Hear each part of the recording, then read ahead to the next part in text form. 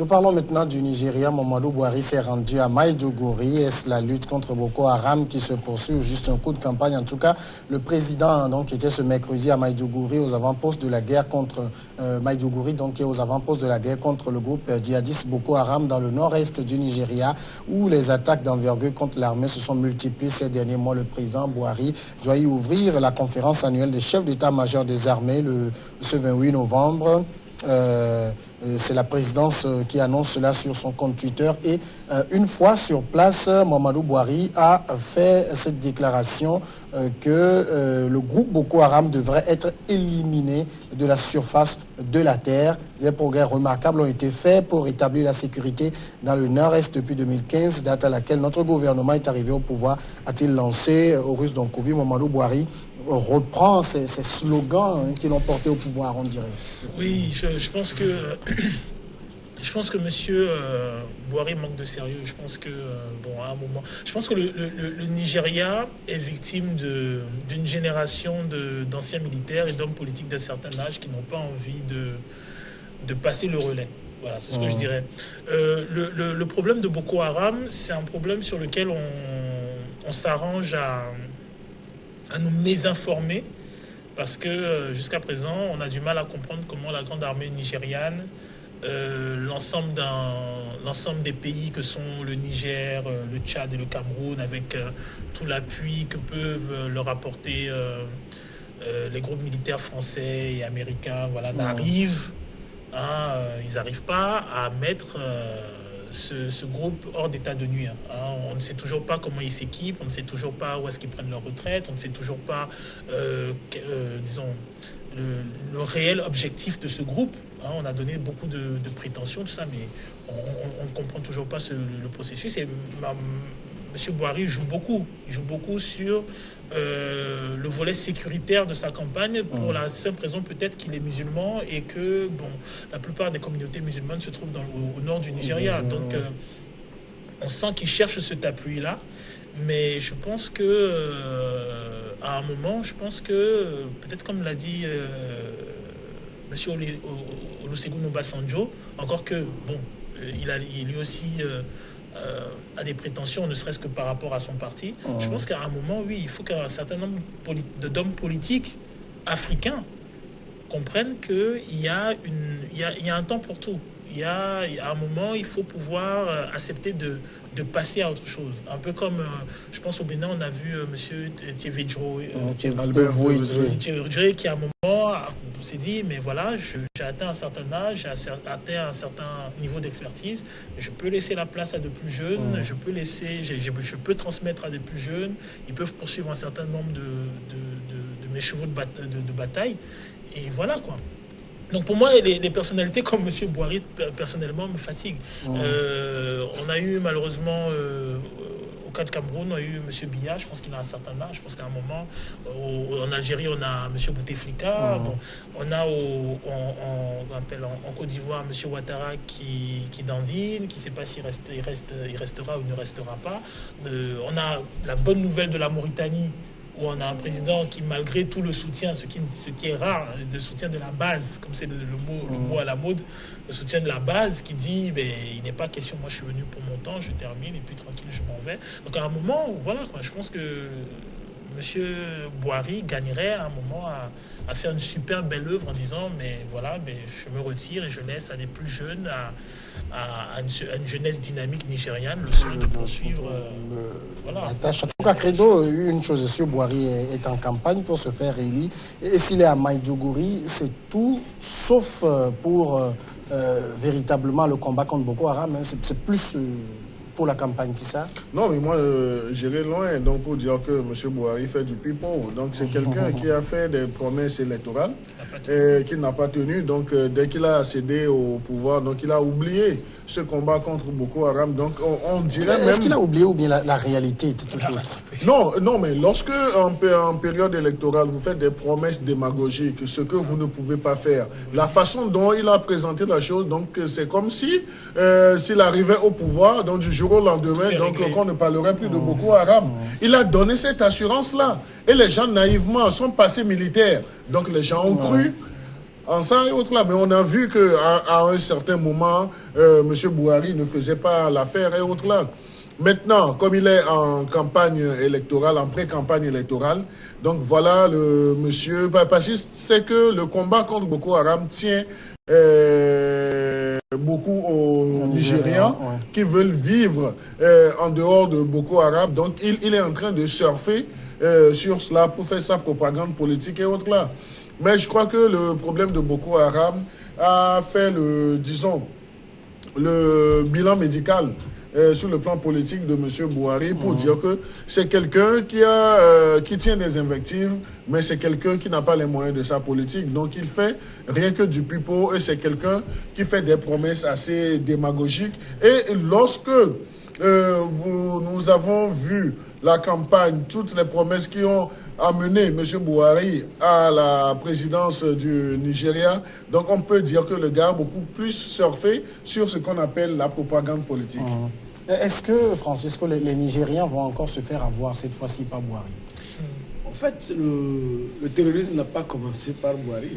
Ça avait même atteint un pic avec l'enlèvement des jeunes filles de Chibok qui ont même fait marcher les femmes togolaises dans les rues.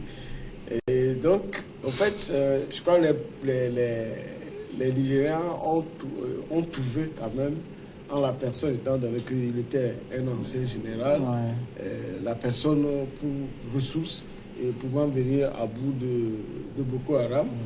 Il est arrivé, il y avait les problèmes de santé qui l'ont mis un peu à la touche. Mais on peut dire, après, il y avait quand même la situation qui venait même jusqu'à Lagos avec des attentats. Mais après, je pense que le groupe est en train de se retirer. Et peut-être, moi je situe toujours cette présence de djihadistes et autres, comme le cas du Mali, où on pouvait venir à bout et désarmer les gens. À un moment donné, le sauveur qui est l'armée française qui est arrivé et a dit, bon ok, on s'arrête ici, on fait le travail à moitié. Et quand on est là, c'est le militaire togolais, le pauvre, on dit qu'il a chuté sur... on en a ramené ici. Voilà. Donc, bref, il y a des intérêts que les gens veulent préserver avec, bien évidemment, leur présence. Parce qu'au niveau du Niger également, il y a le même problème de terrorisme. Il y a l'uranium à protéger. Donc, on amène quand même les contingents, les drones et autres pour pouvoir faire ce qu'ils peuvent faire. Et à un moment donné, peut-être qu'on se dit que la situation, ça va. À un moment autre donné, on sent que ça revient et bon, ça profite, comme ce qui est en train de se passer au Nigeria, à la communication, n'est-ce pas, de la campagne. Buhari, à son âge, qu'est-ce qu'il va encore donner de plus? Bon, peut-être pour son deuxième mandat.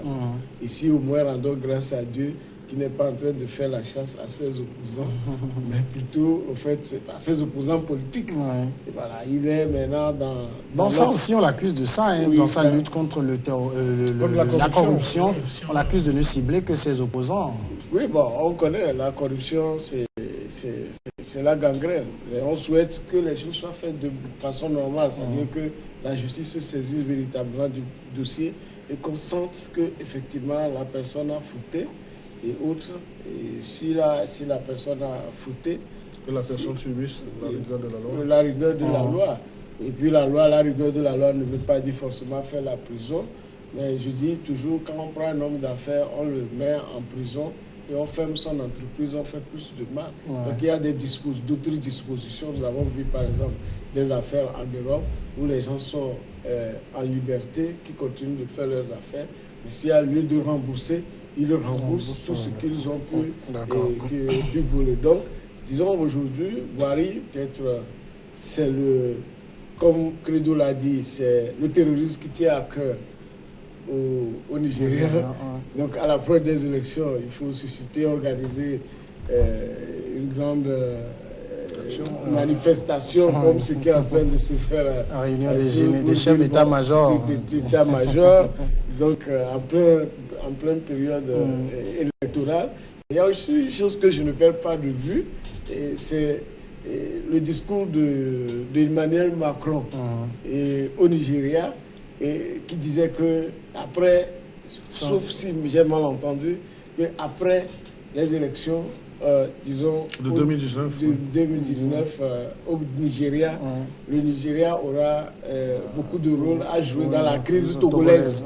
Et donc c'est dire que bon, les ententes sont là, les communions sont là. Boari peut-être est déjà garanti de gagner les élections. Et donc voilà, bon, moi, ma façon de voir. D'accord. Alors, Credo, pardon, Horus, qu'est-ce qui a manqué à Boari? C'est la volonté, c'est les moyens. Qu'est-ce qui lui a manqué pour qu'il n'ait pas gagné ce combat contre Boko Haram comme il avait promis? Je dirais que c'est le contexte. La première mandature de Boari survient dans un Nigeria dictatorial où monsieur est général et où il décide de tout. Et effectivement, les Nigérians ont gardé cette image d'homme fort, assez intransigeant, qui un tant soit peu à résorber le problème de la corruption. Les gens ont gardé cette image. D'ailleurs, c'est pour ça qu'il revient après. Sauf que il revient dans un contexte démocratique où tout est largement différent, où vous pouvez être chef, vous pouvez avoir le pouvoir de l'argent, mais c'est compliqué. Vous avez la presse, vous avez des gens qui votent, vous avez des institutions où des gens sont moins enclins à vous servir comme à l'époque de la dictature. Et de facto, vous ne pouvez pas imposer les choses aussi facilement parce que dans le cas de sa deuxième mandature, on a d'autres généraux d'envergure qui ont été présidents qui lui opposent aussi leur réseau. Donc, je pense qu'au début, oui, je suis tout à fait d'accord avec Credo quand il dit il a été très démagogique. Il s'est dit, oui, voilà, bon, je retourne dans mon habit de militaire de carrière, je vais au nord du pays, je résorbe la crise, voilà, qu'on appelle la démarche contre la corruption que j'avais dans le passé, je vais la réactiver, tout ça. Et il s'est enlissé dans les nouvelles réalités du Nigeria, à savoir des régions qui sont limite autonomes avec des gouverneurs, avec des populations qui ont des clivages par rapport à la religion, par rapport aux partis politiques, par rapport aux ethnies, un groupe terroriste qui sort de nulle part, dont on n'est pas éclairé sur le financement, on n'est pas éclairé sur les motivations, qui passe d'une frontière à une autre, en sachant qu'il y a déjà un litige frontalier entre le Nigeria et le Cameroun. Le Tchad a un certain nombre de prétentions parce qu'il y a le litige au niveau du lac Tchad aussi. Donc bon, à un moment, je pense qu'il s'est enlisé dans la crise et malheureusement, les résultats qu'il était sûr d'obtenir, il ne les a pas obtenus. D'accord. On va marquer maintenant la pause et après, on va revenir pour parler du Togo.